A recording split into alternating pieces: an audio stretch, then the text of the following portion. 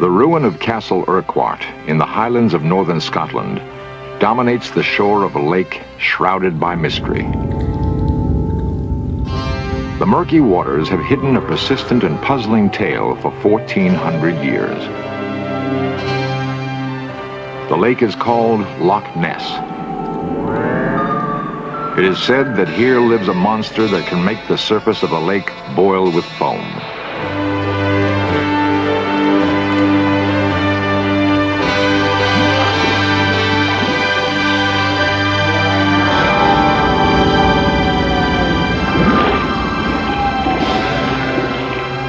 What is beneath the surface of the loch?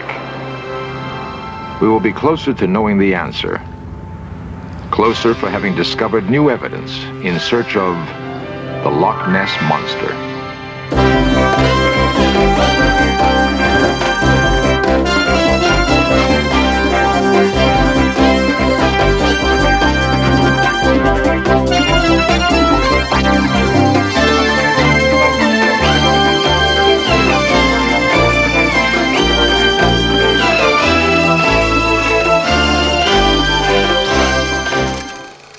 Is the Loch Ness Monster real, Richard Ashton?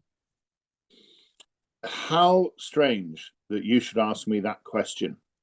Because whilst I was attending to another matter, horticultural, has been doing horticultural exams, I watched The Terror of the Zygons,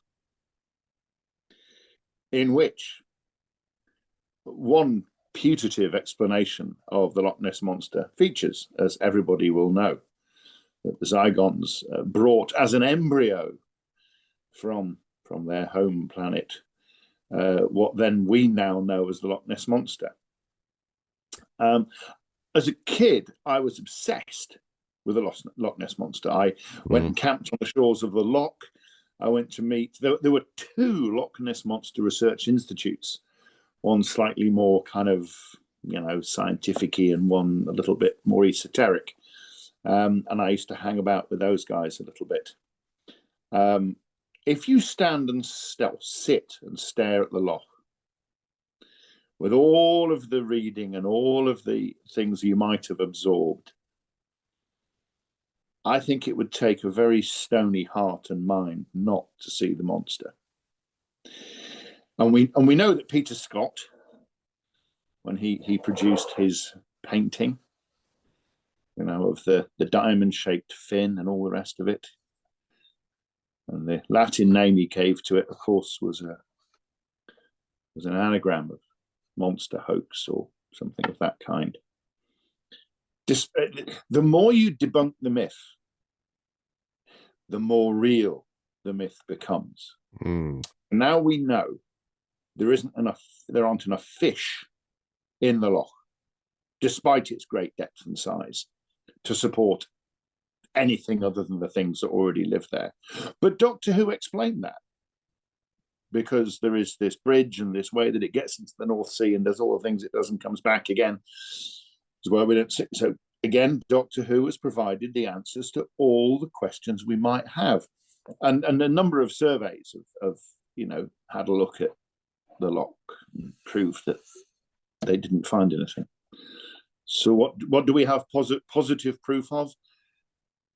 No evidence, which, as we know, is not proof that something doesn't exist. What we do know, because of sonar, is that there are submarine or under the water crevices of some massive size. Now, why something like a plesiosaur would go and hide underneath them is pretty vague. I think you have to go yes, go to Wales, do the canals, brilliant. Go and sit and look at the loch. I think that. You think it's impossible? To think that there isn't a monster. Well, I'm glad Doctor Who solved that mystery. Yeah. The Scottish Tourist Bureau doesn't believe the Zygons, man. I mean, oh wow.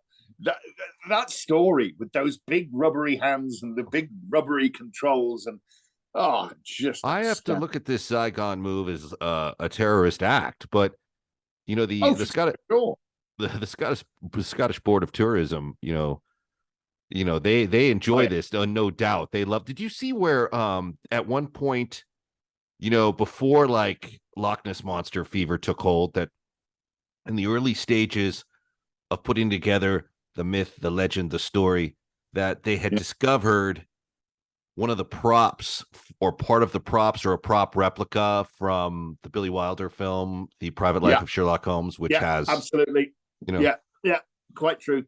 Yeah, and they they saw it and resurrected it. Made by an old elephant foot. What a horrible idea! Elephant foot umbrella stand. Disgusting thing to have. Somebody did that. We now know the surgeon's photograph, famous surgeon's photograph, completely a hoax. But an old university pal of mine was in that Ted Danson film about Loch Ness. Oh yes, and he went on to do marvelous things and very good. I think he provided the sort of youthful Scottish credulity sort of link. I think what is it Mulder says in the X-Files? I want to believe. Mm-hmm. And do you know how many lake monster myths there are around the world? I mean, almost every culture has them. Yeah, there's a lot, but they're not all engined by a really good publicity machine like this is.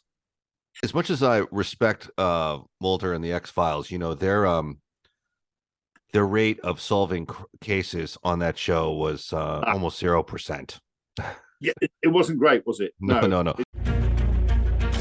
Your road to redemption is paved with tombstones.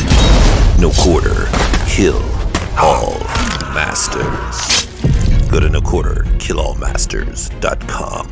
Rated R.